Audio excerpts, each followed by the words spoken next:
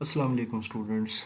Vital institute of information technology C plus plus के हमारे lecture series का आज एक बड़ा इम्पोर्टेंट लेक्चर है और ये मैं बेस कर रहा हूँ एक मैसेज पर, एक क्यूरी पर। एक स्टूडेंट है, उन्होंने मुझसे ये एक प्रॉब्लम शेयर की है कि सेकंड ईयर की जो बुक है कंप्यूटर साइंस की, जो फेडरल बोर्ड में चल रही है, नेशनल बुक फाउंडेशन की, उसके अंदर किसी प्रोग्राम में उनको मसला आ रहा है। ये बुक है जी, ये मैं आपके सामने ओपन करता हूँ इसका पीडीएफ वर्जन।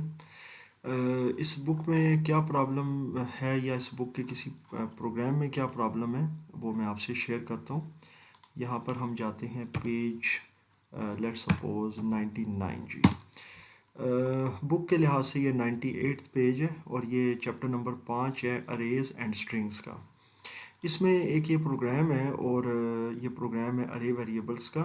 ठीक है, ये प्रोग्राम है यहाँ तक और इस प्रोग्राम की ये आउटपुट है, the following is the execution of the program. यहाँ पर ये अरे को फिल किया जाता है। अभी मेरा अरे का ही, जैसा कि आपको पता है, टॉपिक चल रहा है, अरे के अंदर मैं काम कर रहा हूँ, तो अरे के हवाले से ही कमेंट आया था ये, तो मैंने कहा कि इसके ऊपर ये मैं वीडियो बनाता हूँ और स्पेसिफ़िकली मैं इस हवाले से, क्योंकि वैसे भी ये मेरा सब्जेक्ट भी है और मैं इसके ऊपर काम भी कर रहा हूँ, इसकी एक्सरसाइजेज और प्रैक्टिकल्स पे, जो बहुत जल्दी मैं इंशाल्लाह अपलोड कर दूँगा।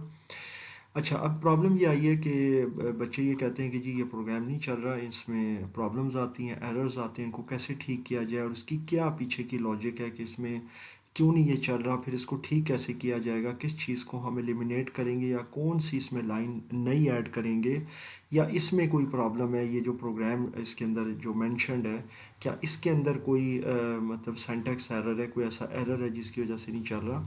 तो मैं इसका जवाब देने की कोशिश करता हूँ जी इस वीडियो के अंदर। ये आप देख लीजिएगा, ये एग्जीक्यूशन है, यानी इन्होंने जो वैल्यूज़ दी हैं इंशाल्लाह ताला इन्हीं को चलाएंगे। सबसे पहले हम पेज नंबर 98 ये ओपन करते हैं। ये मैंने टाइप किया है इसके अंदर नोट पैड में, एज इज़ प्रोग्राम, जैसा कि बुक में मैंशन्ड है वैसा ही मैंने टाइप कर दिया है। अच्छा, सबसे पहली चीज़ तो ये है कि हम इस प्रोग्राम को लेकर जाते हैं डेव सी प्लस प्लस के कंपाइलर में।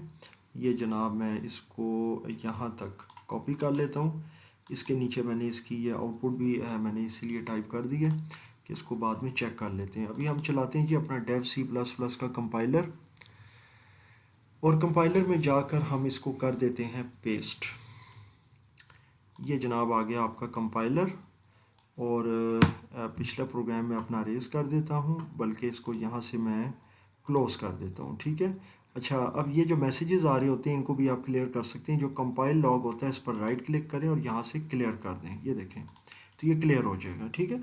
अच्छा, इसके बाद आपने फ़ाइल में न्यू और यहाँ से सोर्स फाइल या कंट्रोल एन भी कर सकते हैं और कंट्रोल वी से आपने पेस्ट कर दिया ये प्रोग्राम। अब आप इसको F9 करेंगे और ये आपसे सबसे पहले कंफर्म करेगा कि इसको आपने सेव करना है। तो यहाँ पर मैं बुक पेज 98 के नाम से मैं इसको सेव कर देता हूँ। सेव करने के बाद अब जनाब आ गया पहला एरर। अच्छा, यहाँ नीचे आप मैसेज पढ़ें, iostream.h नो सच फाइल और डायरेक्टरी। तो सबसे पहले तो ये एक बहुत ही कॉमन मसला है। मसला मैं आपको बता देता हूँ कि ये क्या है। देखें, इसमें है कि आपके सामने है यहाँ पर iostream.h और ये आपको एरर दे रहा है कि जनाब नो सच फाइल और डायरेक्टरी। इसका मतलब ये है कि ये सबसे पिछली मैं एग्ज़ाम्पल को अपनी क्लोज़ कर देता हूँ, इसको मैं सेव नहीं करता और इधर आ जाते हैं। चलें जी, सबसे पहले जी हम iostream.h पर काम करते हैं कि ये क्यों नहीं है और इसका क्या हल है। सबसे पहले आपने ये करना है कि ये अंडरस्टैंड करना है कि ये जो आपकी .h यानी हेडर फाइल है, ये आपके डेव सी प्लस प्लस में सपोर्ट नहीं करती या इसमें इंक्लूडिंग नहीं है। तो इसका हल बहुत आसान है, आप .h इसका अरेज कर दें ताकि जो प्री प्रोसेसर डायरेक्टिव है वो इसको .h यानी हेडर के तौर पर ये ना ले। इसके बाद आपने ये जो कोनियों का हेडर है, कंसोल इनपुट आउटपुट, इसके बाद आपने एक लाइन का इजाफा करना है यूजिंग नेम स्पेस std यानी स्टैंडर्ड और इसके बाद आपने सेमीकोलन दे देना है। तो ये जनाब आपकी जो ये लाइन है स्टैंडर्ड की, ये इसको जस्टिफाई कर देगी आईओस्ट्रीम को। ठीक है, कि आईओ स्ट्रीम जो है और उससे रिलेटेड फिर आगे जो आपके फंक्शंस होंगे ये देख सकते हैं, सी आउट और सी इन वो भी काम करेंगे। तो ये पहला जो था मसला वो तो हल हो गया। तो यहाँ मैंने आपको इधर बड़ी स्क्रीन पर बता दिया। मैं इसको कॉपी कर देता हूँ और डॉट एच पी अरेज कर देता हूँ कंपाइलर में से। ये देखें, ये मैंने जनाब डॉट एच अरेज कर दिया और यहाँ पर मैंने ये लाइन ऐड कर दी using name space dot space STD और उसके बाद सेमीकोलन। अब आप F9 करें वंस अगेन कंपाइल करने के लिए। अब जनाब सेकंड एरर कहाँ आया है?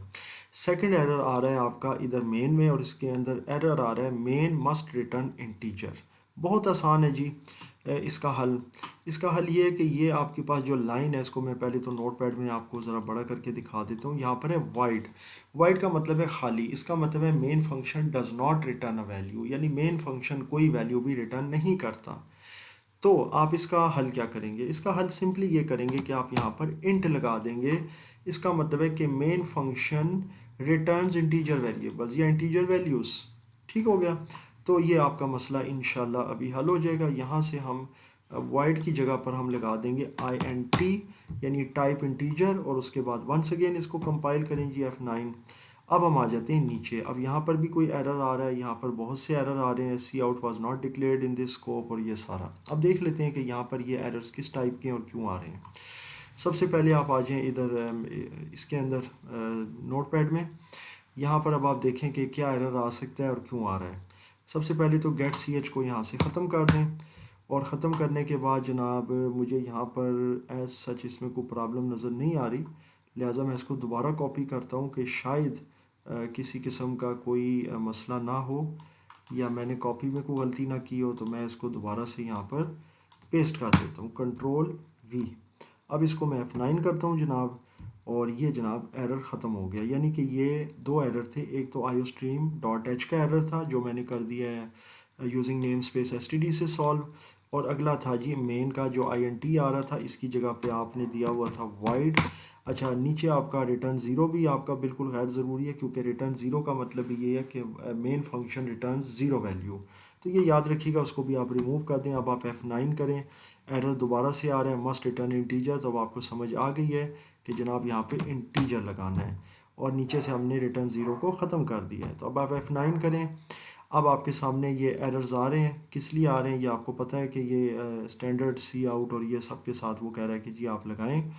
तो जनाब इसके लिए हमने क्या किया था? इसके लिए हमने ये किया था कि यूजिंग नेम स्पेस, क्योंकि इसमें ये दो ऑप्शंस हैं कि या तो सब सी इन सी आउट के साथ आप स्टैंडर्ड लगाते जाएं, लेकिन वो खैर बहुत लंबा हो जाता है, हम उससे पहले ही डिक्लेयर कर देते हैं नेम स्पेस स्टैंडर्ड। तो F9 करें जनाब, कंपाइल हो गया सक्सेसफुली ये प्रोग्राम आपका, और इसके बाद रन करें। रन में मैं आपको वही वैल्यूज़ पुट करके देता हूँ जो आपकी बुक में गिवन है, 8, 13, 20, 5 और 9। तो जनाब ये मैं अभी इसको रन करता हूँ F10। तो यहाँ पर मैं कहते हैं जी वो एंटर अ नंबर, तो मैं सबसे पहला नंबर दूंगा 8, उसके बाद अगला नंबर कौन सा है जी आपका 13 है, फिर 20 है। तो इसके बाद आ गया जी 13, उसके बाद 20, फिर एंटर किया। उसके बाद अगला नंबर है 5 और उसके बाद है 9। तो जनाब उसके बाद मैंने यहाँ पर आपने एंटर कर दिया 5 और उसके बाद 9। जब आप एंटर करेंगे तो टोटल आ गया 55। इनको जमा किया तो इनका जवाब आ रहा है 55 और ऑब्वियसली इसकी एवरेज है 11 क्योंकि इनको जमा किया तो 55 और जब 5 से डिवाइड किया तो 11 आ गया। तो ये जनाब आपका प्रॉब्लम सॉल्व हो गया है और आपका प्रोग्राम भी चल गया है। तो जो इसमें मिस्टेक्स थी वो मैंने आपको बता दी हैं, या जो भी इसमें कमी पेशी थी कि आपने एक तो ये लाइन ऐड करनी है और डॉट एच इसमें से रिमूव कर देना है, और मेन जो है वो इंटीजर वैल्यूज़ को रिटर्न कर रहा है, तो लिहाजा यहाँ वाइड की जगह इंट। बाकी आप रिटर्न ज़ीरो को बेशक ख़त्म कर दें, वो गैर ज़रूरी है और ये प्रोग्राम आपका इंशाल्लाह रन हो जाएगा।